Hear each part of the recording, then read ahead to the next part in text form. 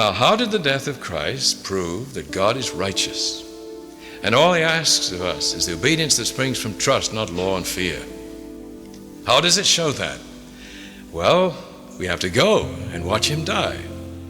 And don't sleep through it like Peter, James, and John did. That's why they couldn't tell us all they might have. And don't skip the crucifixion the way most of them did, because we're so discouraged. I mean, what saints watched those two events? Well, the angels did. And they could hardly wait to tell him on Sunday, you've proved your case. You've won your case. That's why Revelation, in which we find the three angels' messages, is always speaking in terms of celebration. You're righteous, you're holy, you're just. Isn't that true? Every time the camera focuses on heaven, they're saying, you're right, you've won.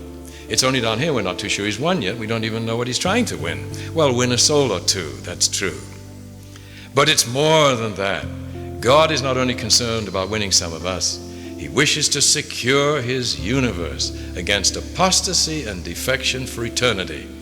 And Ellen White says, without the cross, the angels would not be secure against apostasy and defection. We read that one, didn't we? So what did the cross say to them?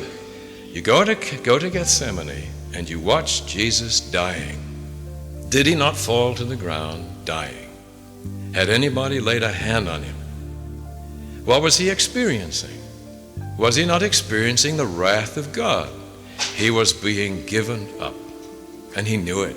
He felt his unity with the Father breaking up, and he fell dying to the ground, and the awesomeness of that experience led him to go to 3 weak humans for a little encouragement.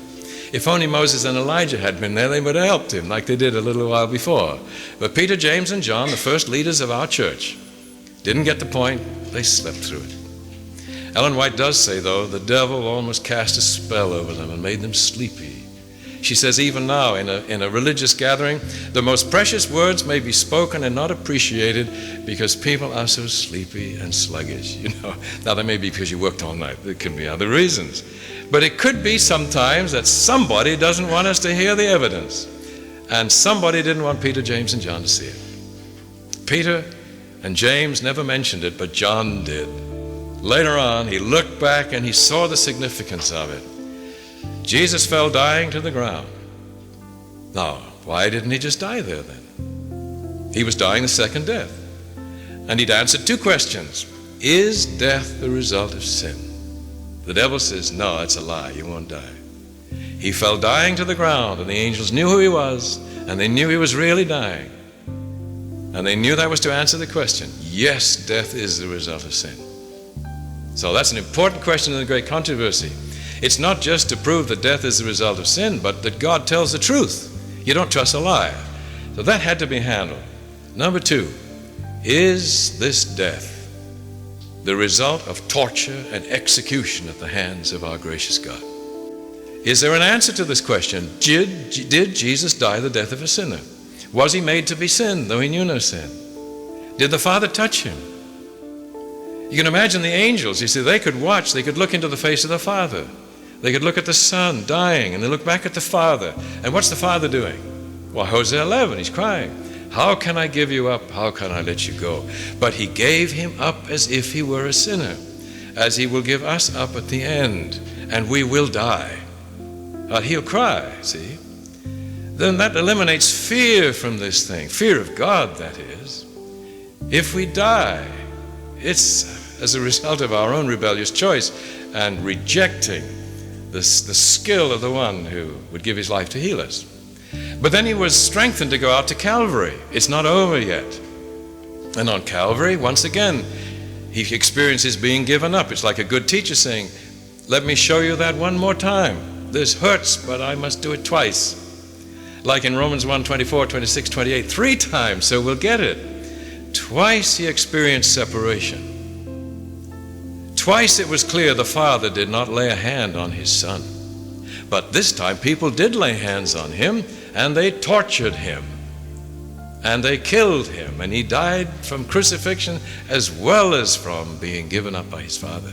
Though he died first from being given up by the Father. And they were surprised to find he was already dead. You didn't die that quickly from crucifixion.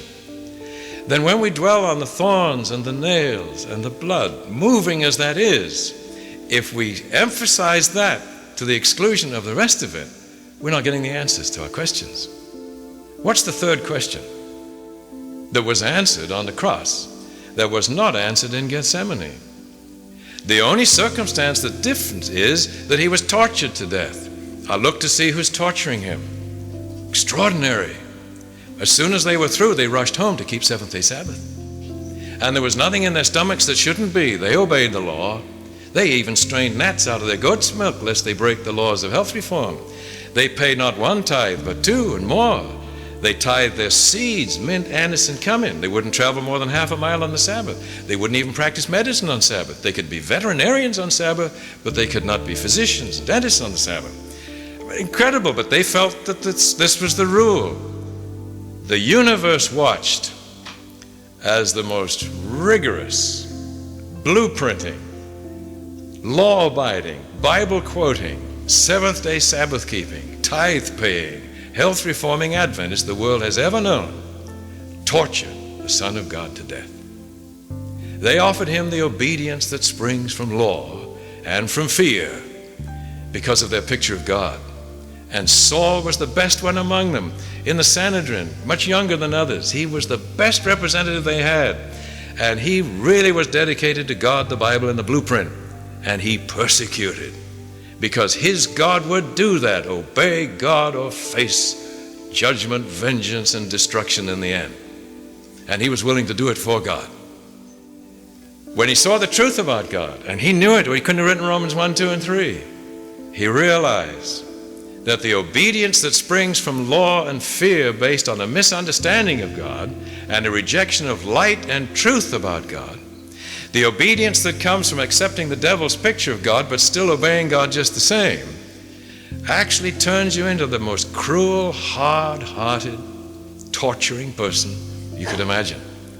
A sullen submission to the will of the Father, because you've got to do it or you'll be tortured to death, will develop the character of a rebel. The service is looked upon by such a one in the light of drudgery. That's the obedience that springs from law. It is not rendered cheerfully and in the love of God. That's faith, trust. It is a mere mechanical performance. Such service brings no peace or quietude to the soul, and that's important enough. But there are 3 dots, should be 4. There are sentences missing. Here's what's missing. If he dared, such a one would disobey. His rebellion is smothered, ready to break out at any time in bitter murmurings and complaints. That's the punchline in there. He would disobey if he dared, but he doesn't dare. They've got to put that back in.